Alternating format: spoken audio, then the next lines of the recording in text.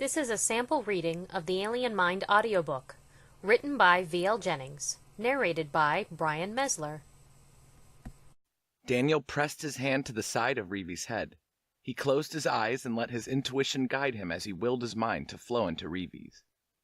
He could feel Reevy hesitate and get worried, but only for a moment. Recognizing his presence, she suddenly let him in without holding back. Instantly, Dan was in a large hallway flooded with Reevy's memories, floating past on large, transparent square screens. Having seen many of these memories before when Reevy showed him her past while they were in the Aruk base, he paid them little attention.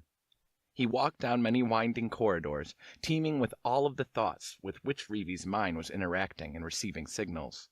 He was careful not to get into any of the messengers' way as they rolled by his feet. Huge screens on the walls of the corridors flashed with blue, green, and red warning glyphs. Some of the screens, Dan could tell, were displaying the areas of Reevy's mind that were under attack. Some of them displayed cross-sections of the invading virus. It was obvious Reevy's mind was trying to figure out a weakness in the attacking virus. Finally, he saw the hazy figure of Reevy standing at one end of a flat bridge. Trying to cross the bridge from the other side and attacking Reevy's fading figure were thousands of little, black, mutant, mechanical, spidery things. Dan walked up to the weakening, hazy image of Reevy and laid a hand on her shoulder. "Dan, you can't be in here," the image of Reevy said, alarmed. "The virus will kill you." "I'm not going to let you face this on your own, Reevy. Not when there's a small chance I can help you," Dan said. "The virus is multiplied exponentially. I just don't know if I'll be able to defeat them," Reevy said, sparing a sad, weak glance at the image of Dan. "Maybe not alone, but together I think we can," Dan said, focusing his concentration on Reevy, helping to heal the many injuries the monsters had already inflicted on her. As she felt Dan's strength flowing through her and adding to her own, Reevy knew the virus would now be stopped. The second the thought entered her mind, it came and floated before her, forming a barrier that stopped the virus from getting any farther across the long bridge. Reevy smiled and knew the end was near for the viruses. One by one, the viruses died and fell over the bridge. Reevy and Dan walked slowly across the bridge with Dan's hand on Reevy's shoulder and Reevy pushing the barrier before them. The viruses started to die faster, and their numbers decreased. As they reached the other side, Dan realized that Reevy's mind was much more complex on this side than on the other side of the bridge.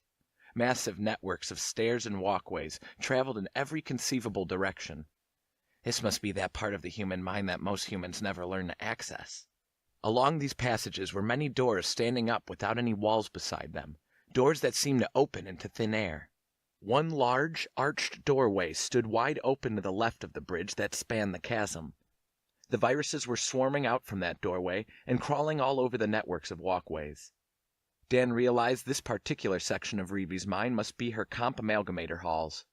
Displaying sudden irritation at the audacity of the comp amalgamator section of her mind being violated by the viruses, Reevy stretched out her hand with a scowl and wiped free the virus's code from her mind and her computer. Sweeping her hand around her, she flung the useless, defeated virus and its files over the edge of the bridge into the chasm below. The corridors on the now emancipated side of Reevy's mind came to life once more, sending instructions, evaluations, and details to their designated areas of concentration. Seeing that his work was done, Dan released Reevy's shoulder as she continued her work in repairing the comp amalgamator section of her mind. Dan headed carefully back across the bridge and through the corridors teeming with Reevy's memories. As he faded and retreated into his own mind, he released his hand from Reevy's head. He opened his eyes slowly to see Ankh and Orlan standing there, wide-eyed with concern. Dan sat silently for just a moment longer, breathing deeply. He struggled to collect his thoughts into coherent sentences. Dan's muscles quivered with exhaustion as the adrenaline began to fade from his body, leaving behind a growing headache. "She's okay now," Dan replied through his exhaustion. He slowly stood to give Reevy more room on the cot. Ankh shook his head in amazement. "What you did, son, was impossible." "And very brave," Ankh replied with a thankful smile, watching Reevy, who lay down peacefully on the cot once more. "I did what needed to be done." Daniel pressed his hand to the side of I hope you enjoyed this sample reading of The Alien Mind. To hear the rest of the story, you can find The Alien Mind on Audible, Amazon, and iTunes. You can also find it in hardback and large print on barnesandnoble.com. If you've never used Audible before, you can get The Alien Mind for free once you sign up for Audible's free 30-day membership trial.